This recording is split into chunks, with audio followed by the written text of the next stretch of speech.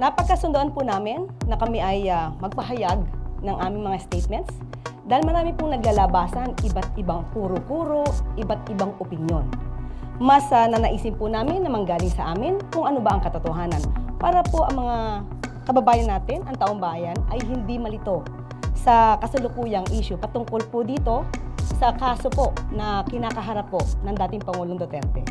Makakasama po natin ngayong araw si CIDG Director Major General Nicolas Torre III. Good afternoon, sir. Good afternoon, ma'am. And by the way, happy birthday, belated happy birthday noong March 11. Salamat, ma'am. And of course, makakasama din po natin si DOJ USEC Nicolas Felix T. Good afternoon, Yusek Claire. Good afternoon po. And Police Chief Brigadier General Jean Fajardo. Magandang araw po, ma'am, at sa mga kasamahan po natin sa media. Yes. Of course, kailangan natin itong maituwid ang mga iba't ibang haka-haka.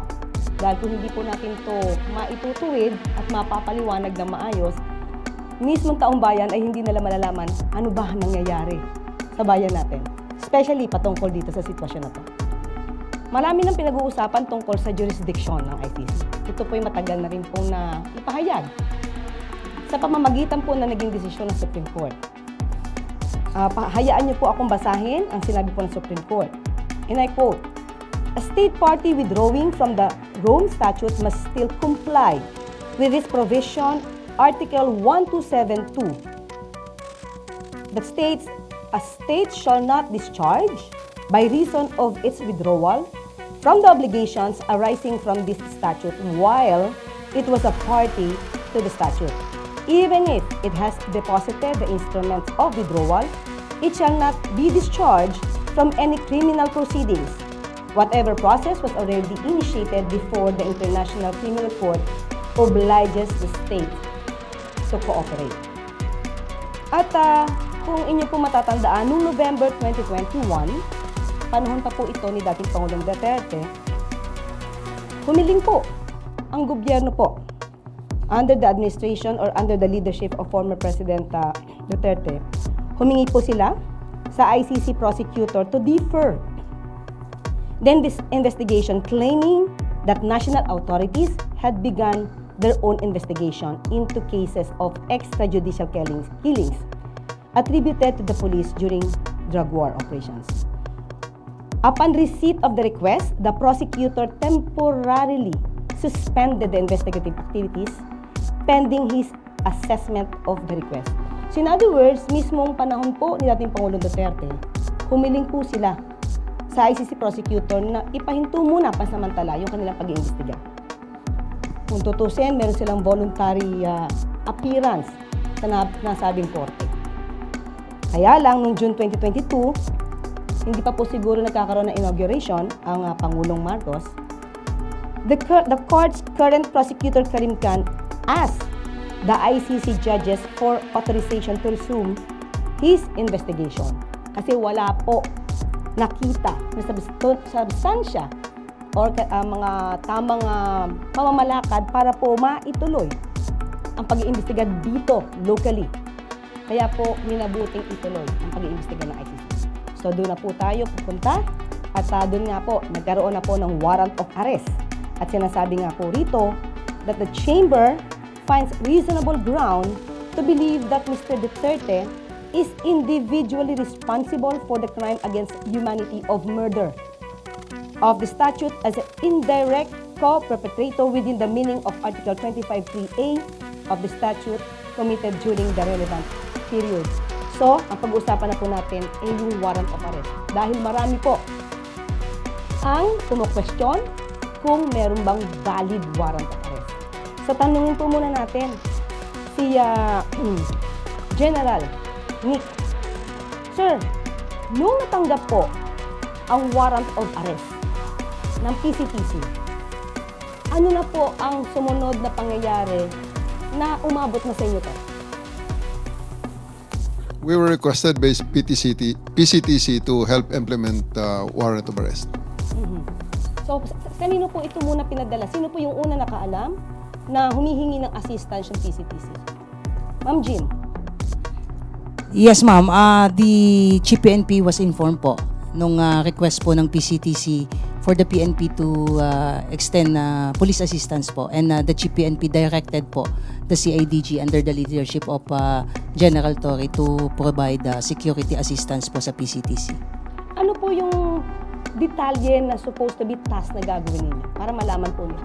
Ang PNP po, ma'am, ay limited lamang po sa pagpo-provide po ng security doon po sa mga mag-i-implement po ng warrant through the Interpol mechanism po. So kaya nandoon po yung PCTC, and in fact, it was the PTC Executive Director po ang nag-inform po sa ating pong dating Pangulo, at nandoon po yung mga prosecutor po ng DOJ, at ang PNP po in the person of General Torre po was there to provide security po. So ngayon, sabi niyo po ay magpo-provide din po kayo ng assistance sa PCTC, sa Interpol, saka sa DOJ. Yusek Nick, ano po yung naging papel po ninyo at the time na isa-serve yung warrant of arrest kay dating Pangulong Duterte? Sa kampo ng DOJ, nalaman namin yung notice sa PCTC through the Bureau of Immigration. Kasi yung PCTC, i-diffuse niya yan, o ikakalat niya sa may iba-ibang law enforcement agencies natin na may ganong notice, no? Notice for the warrant of arrest. Alam natin sa DOJ, may dalawang layers tayo, no? Ang BI at ang NBI. BI ang nag-inform sa amin na may ganitong request. Tapos, so may mga representatives mula sa BI at sa DOJ na nagpunta. Sa BI, si Commissioner Viado mismo nagpunta. Sa DOJ, nandun ako, at si Prosecutor General Dong Fodolion. Ang naging papel ng DOJ doon ay kami ang naging competent authority, no, or competent judicial authority upang saksihan ang buong pagpatupad ng warrant of arrest at siguraduhin na sumusunod ito doon sa mga kinakailangan ng ICC upang ma-properly ma-deliver si PRRD sa kanila. Okay. General Torre, General Nick, sinasabi kasi nila, especially, I will refer this to the situation of Attorney Bello, hindi daw niya nakita yung warrant of arrest. Ano po yung masasabi niyo doon? May violation ba doon? Dahil hindi daw niya nakita personal yung warrant of arrest. I think Attorney Bello is not in the scene during all this time, ma'am. So, talagang hindi niya makikita. Pero yung... Okay, sir. Dagdag lang ako, no? Tama si General Torre, wala si Attorney Bello mismo doon nung pinatupad namin yung warrant. Nakita ko siya doon sa VIP lounge, no, na kahit pa paano nakapasok siya doon, ano. Pero yung pumunta na kami doon sa tube upang ipatupad, wala siya doon. At doon naman sa tube, no, yung hiningi ng kampo ni PRRD, yung copy ng warrant of arrest, ay nakapakita kami at naka-share kami sa kanila ng electronic copy ng warrant of arrest. So in other words, wala naman tayong obligasyon na bigyan siya ng warrant of arrest. Unang-una dahil hindi naman siya yung suspect. At pangalawa, wala siya doon. Okay. So in other words, sabi niya, magiging lawyer daw siya. Dapat nandun daw siya o binigyan siya. Ano masasabi niyo po? May tatlong abogado sa scene, si PRRD, no? Nandun ang dating Executive Secretary, si Salvador Mendeldea. Nandun ang kanyang misis na abogado din. At nandun din, at eventually, no, yung lumipat na kami sa Villamor, nandun si Attorney Delga. Well, sir, misis po ni ES Mendeldea. So bali tatlo po yung kasama na lawyer. Eventually dun dalawa muna sa tube. Okay. Yung mag-asawa muna. Okay, so yung kanyang rights naman, as a suspect, hindi naman siya na-deprive. Ay, hindi na-deprive. In fact, gusto na nga namin ibasa yung Miranda rights niya doon sa tube, pero nakiusap yung mga abogado niya na wag muna. Kaya yung naging pa siya ay ilipat siya sa mas secure na area, which was eventually sa Villamor Air Base.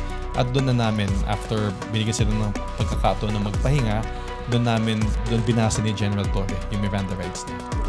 So balikan natin, sir, nung sinaserve po yung warrant of arrest. Ano po yung pinakasitwasyon? Nagkagulo ba? Maayos ba? Paano po? Paki-describe po sa amin. Well, sa lahat naman pong stage nung service ng warrant ay okay lang naman. Everyone is calm. Everyone was just expressing each one is expressing his own opinion. Pero at the end of the day, we insisted na sumama siya sa amin dahil siya ay ina-aresto namin.